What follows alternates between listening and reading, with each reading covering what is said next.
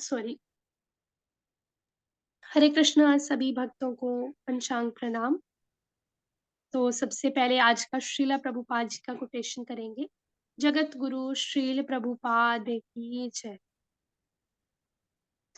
यदि उंगली में थोड़ा दर्द होता है तो मैं बहुत परेशान हो जाता हूँ, क्योंकि इस उंगली के साथ मेरा गहरा संबंध है। इसी प्रकार श्री कृष्ण के साथ भी हमारा गहरा संबंध है और हमारा पतन हो गया है। इसलिए श्री कृष्ण को भी थोड़ा कष्ट होता है और इसलिए वे इस धरती पर आते हैं। श्री कृष्ण को कष्ट हो रहा है तो आप कृष्ण भावना भावित बनिए, तभी कृष्ण को आनंद मिलेगा। हरे कृष्णा। बहुत सुंदर। तो अभी भगवत गीता करेंगे हम।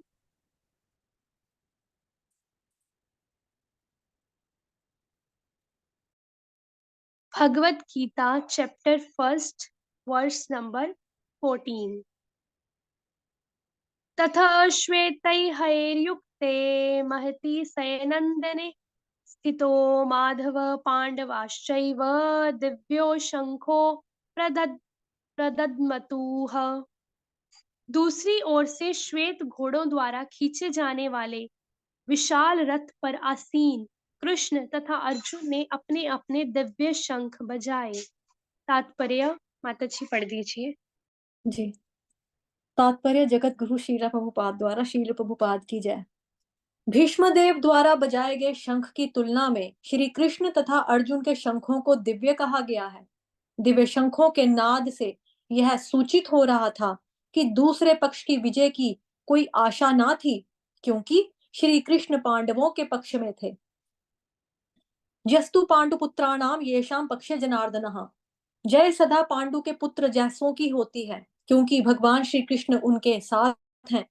और जहां जहां भगवान विद्यमान हैं, वहीं वहीं लक्ष्मी माता भी रहती है, क्योंकि वे अपने पति के बिना नहीं रह सकती। अतः जैसा कि विष्णु या भगवान श्री कृष्ण के शंख द्वारा उत्पन्न दिव्य ध्वनि से सूचित हो रहा था, विजय तथा श्री दोनों ही अर्जुन की प्रतीक्षा कर रही थी। इसके अतिरिक्त जिस रथ में दोनों मित्र आसीन थे, वह अर्जुन को अग्नि देवता द्वारा प्रदत्त था, और उससे यह सूचित हो रहा था कि तीनों लोकों में जहां कहीं भी यह जाएगा, वहां विजय निश्चित है। हरे कृष्ण माता जी। थैंक यू माता जी। हरे कृष्णा पंचांग प्रणाम। तो अभी हम देखेंगे इसका मतलब। सबसे पहले हम अनुवाद देखेंगे। तो तो कल हमने क्या पढ़ा था, एक सेकंड रिवाइज कर लेते हैं। तो कल के वर्ड्स में हमने पढ़ा था कि सबने जो है ना शंख बजाए, मतलब इधर भी शंख बजने लगे, कोलाहल पूरन हो गया सब, है ना। नगाड़े बजने लगे, तुरी बजने लगी, सींग बजने लगे, है ना। बिगुल बज उठे। तो ये हमने कल पढ़ा था, ठीक है। मतलब युद्ध की शुरुआत हो चुकी थी, है ना। तो अभी आज हमने क्या पढ़ना है कि अभी दूसरी ओर क्या हो रहा है। दूसरी ओर से जो श्वेत घोड़े हैं, है ना, श्वेत घोड़ों के द्वारा जो खींचे जाने वाले विशाल मतलब बड़े से रथ पर कौन आसीन है। भगवान श्री कृष्ण और उनके भक्त और परम सखा, ठीक है, परम मित्र अर्जुन। अभी उन्होंने अपने अपने दिव्य शंख बजाए।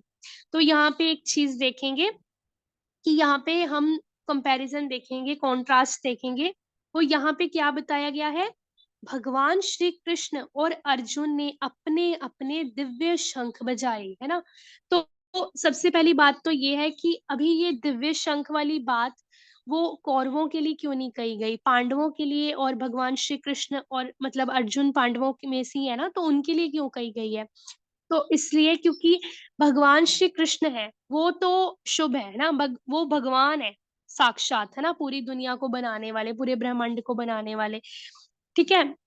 और ये सब भगवान श्री कृष्ण की मर्जी से ही हो रहा है। तो भगवान श्री कृष्ण क्या है, वो ऑस्पिशियस है, शुभ है। तो भगवान का जो शंख है, भगवान के जो कार्य होते हैं वो भी शुभ होते हैं ना। हम श्रीमद् भागवतम में भी पढ़ते हैं, सुनते भी हैं लेक्चर्स में कि भगवान श्री कृष्ण के गुण रूप नाम लीलाएं सब क्या है, दिव्य है, ठीक है। ट्रांसेंडेंटल है। तो वैसे ही अगर भगवान श्री कृष्ण का शंख दिव्य है, उनकी ध्वनि दिव्य है, तो वैसे ही भगवान के भक्तों का शंख का भी लिखा है दिव्य है। मतलब अर्जुन ने अपने अपने दिव्य शंख बजाए। ठीक है। तो यहाँ पे ये चीज देखेंगे कि भीष्म देव द्वारा बजाए गए शंख की तुलना में कृष्ण तथा अर्जुन के शंखों को दिव्य कहा गया है। हमने उस दिन पढ़ा था कि जब कौरवों ने भी शंख बजाया, जब गुरु द्रोणाचार्य ने, है ना, बजाया था, लेकिन वहां पे ऐसी कुछ भी दिव्य वाली बात नहीं आई थी। तो ये मतलब बहुत क्लियर सी बात है कि वो भगवान श्री कृष्ण है, तो इसलिए उनके गुण रूप नाम लीला और उनके सब कार्य भी दिव्य होते हैं। ठीक है। तो आगे यहाँ पे बता रहे हैं कि दिव्य शंखों के जब बज गए, ठीक है, उनके नाद से क्या सूचित हो रहा है कि दूसरे पक्ष की विजय की कोई भी आशा नहीं है। ठीक है। दिव्य शंखों का मतलब क्या है कि इधर जो है भगवान कृष्ण की साइड, पांडवों की साइड सब कुछ ऑस्पिशियस है, सब शुभ होने वाला है। ठीक है। तो इनकी विजय जो है, पांडवों की जो जीत है वो पक्की है। जीत इसलिए भी पक्की है क्योंकि भगवान श्री कृष्ण इनकी साइड है ना। तो जिनके साथ भगवान श्री कृष्ण होते हैं वो तो लाइफ में जीतेगा ही जीतेगा। चाहे हो सकता है उसको पहले पहले थोड़ा कुछ कम मिल जाए, लाइफ में थोड़ा कम पैसे मिल जाए, दूसरों से थोड़ी कम जॉब मिल जाए, लेकिन हमेशा हर एक मोड़ पे उस पर्सन की जीत होती है। ठीक है।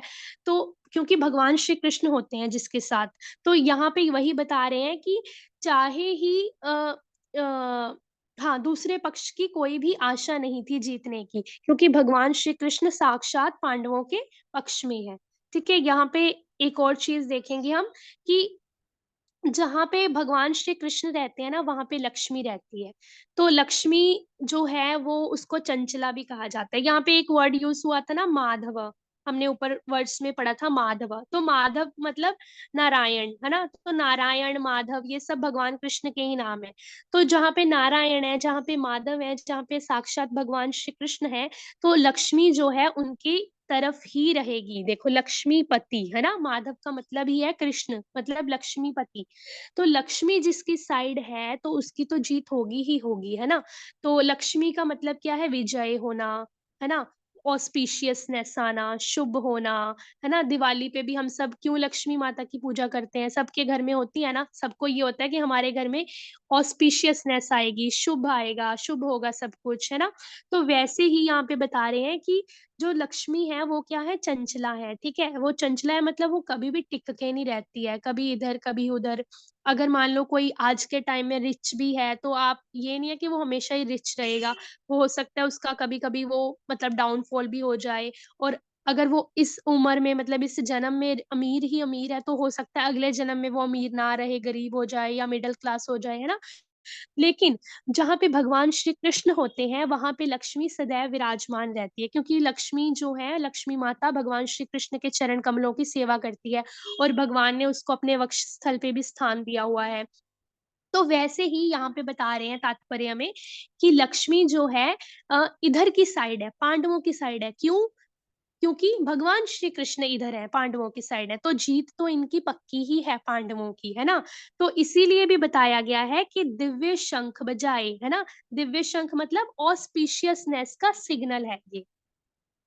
तो माता जी थोड़ा सा तात्पर्य दिखाएंगे?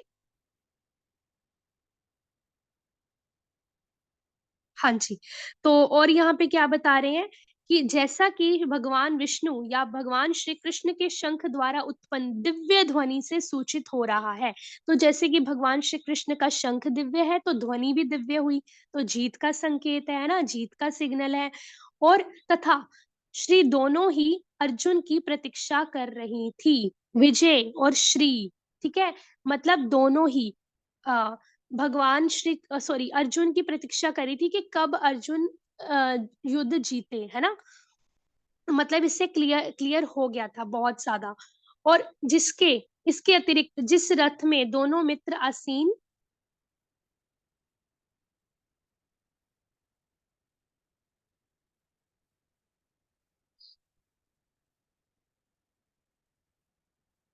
थे, वे अर्जुन को अग्नि देवता द्वारा प्रदत्त था। ठीक है। तो एक एक चीज हम यहाँ पे और देखेंगे कि जो रथ दिया गया है ना अर्जुन को, वो किसने दिया है? अग्नि देवता ने, ठीक है। तो साक्षात अग्नि देवता ने उनको रथ दिया है। तो वो जहां पे भी, तो ये भी एक जीत का साइन है, जीत का सिग्नल है, ठीक है, सिम्पटम है कि उनको जो रथ प्रदान किया गया है वो अग्नि देवता द्वारा प्रदान किया गया है। तो ये भी जीत का एक कारण है। नो डाउट भगवान श्री कृष्ण तो सबसे पहले है, लेकिन ये भी एक और पॉइंट ऐड हो गया, ठीक है, इसमें। तो वो जहां पे भी जाएगा, तीनों लोकों में जहां पे भी, तो वो उनकी जीत जो है पक्की है, कंफर्म है, ठीक है। तो हरे कृष्णा। माता जी, आप कुछ ऐड करना चाहोगे? इससे हमको यही सीख मिलती है, जैसे माता जी ने बताया ना कि माधव, माधव का मतलब बताया लक्ष्मी के पति, तो लक्ष्मी माता उनकी साइड है, विजय उनकी साइड है, श्री भी लक्ष्मी माता का ही एक नाम है। जैसे श्री बोलते हैं, जैसे मतलब देखो हम लोग क्या करते हैं, किसी के घर में शादी का कार्ड भी देते हैं ना, श्रीमती एंड श्री उसमें लिखा होता है, श्री एंड श्रीमती होता है ना ऐसे। तो श्री का मतलब जो होता है वो, अगर हम पुराने युगों की बात करें तो उसमें श्री जो है वो पहले स्त्रियों के लिए इस्तेमाल हुआ करते हैं, मतलब हुआ होता था, करते थे। जैसे आ, श्री सीताराम, है ना, श्री राधा कृष्ण, श्री लक्ष्मी नारायण। तो श्री शब्द जो है वो बेसिकली माता जनों के लिए इस्तेमाल होता है। और इवन श्री, की माता जी राधा रानी को भी श्री कहते हैं। श्री कहते हैं, बिल्कुल श्री कहते हैं उनको। तो श्री शब्द जो है वो बेसिकली फीमेल्स के लिए यूज किया जाता है as a token of respect. और दूसरा श्री का मतलब जो होता है वो लक्ष्मी भी होता है। और जैसा कि माता जी ने बताया कि शुभ, शुभ करने वाला, उसका श्री का वो भी मतलब होता है। तो सीख हमारे यही, हमको यहीं से यही सीखना है कि जैसे माता जी ने एग्जाम्पल दिया कि दिवाली में लक्ष्मी माता का पूजन किया जाता है, क्योंकि आजकल सभी लोग जो हैं, एक ही उनका है, अपना सपना मनी मनी है ना। तो सभी लक्ष्मी माता की कृपा मांगते हैं कि लक्ष्मी जो है हमसे रुष्ट ना हो जाए, लक्ष्मी कहीं चली ना जाए। इवन दुकानदार भी हम देखते हैं अपने गल्लों को खोल खोल के धूप अगरबत्ती दिखाते हैं। तो हमें क्या करना है, हमें अगर श्री कृष्ण के चरण पकड़ लेंगे तो लक्ष्मी माता ऑटोमेटिकली हमारे पास आ जाएगी। इससे यही हमको सीखना है। जैसे हम देखते हैं कि लक्ष्मी माता जो है वो हमेशा ही नारायण भगवान के जो चरणों की सेवा करती रहती है, उनके पाँव को चसती रहती, चसने को क्या बोलेंगे हिंदी में माता जी, मतलब मसाज सॉर्ट ऑफ करते हैं, हमेशा उनके पैरों की देखभाल करते हैं, मसाज करते हैं, दबाती रहती हैं सेवा चरण। करते हैं, है ना, चरणों की सेवा करते हैं। अब लक्ष्मी माता स्वयं अगर अपने पति की यानी कि श्री नारायण भगवान की चरणों की सेवा कर रही हैं, तो अगर हम उनकी सेवा करेंगे, हरि की सेवा करेंगे, तो ऑटोमेटिकली लक्ष्मी आएगी ही आएगी। क्योंकि जहाँ पे हरि की कथा होती है, हरि का नाम का जप होता है, वहां से लक्ष्मी कभी भी नहीं जाती है, बाय डिफॉल्ट वहां पे रहती रहती है प्रेजेंट। तो यही हमको यहाँ से सीखना है। ठीक है, ठीक है माता जी, बहुत अच्छा था। 7 बज चुके हैं। आप सभी भक्तजनों का धन्यवाद, आप सभी लोग जुड़े। तो चैंटिंग सेशन में कल आ जाएंगे अपने समय पर, 4:30 बजे मॉर्निंग में। और आपको मालूम है मीटिंग जो है वो पहले ही ऑन रहती है, 2:45 3:15 बजे लोग जुड़ना शुरू हो जाते हैं। आई होप आप लोगों की ज्यादा से ज्यादा चैंटिंग हो रही है, अच्छे से अच्छे आप हरि नाम जप कर पा रहे हो। और जिनकी चैंटिंग जो है, बहुत सारे लोगों के मेरे को मैसेजेस भी आते हैं कि हमारे राउंड्स अब बढ़ गए हैं। जो पहले 4 करता था अब वो 9 के ऊपर आ गया, जो 9 10 करता था वो 16 के ऊपर आ गया, जो 16 करते थे वो 22 23 पे आ गए। तो ऐसी सबकी जो है प्रोग्रेस हुई है। और एक और बात है कि मतलब अगर तो आपका साधना कार्ड कहीं पे रिपोर्ट आपकी जाती है तो बहुत अच्छी बात है, फिर मुझे भेजने की जरूरत नहीं है। बट अगर आपको लगता है कि आपको बताना है तो आप मेरे को भेज सकते हो। उससे क्या होगा कि मुझे भी पता लगेगी ना कि आपकी क्या प्रोग्रेस है, कितनी प्रोग्रेस कर रहे हो, पहले आप कितने राउंड्स करते थे, अभी कितने राउंड्स कर रहे हो। तो इसके बारे में थोड़ा सा देखना है। ठीक है, ठीक है माता जी, फिर हरे कृष्णा, चलते हैं। Thank you so much.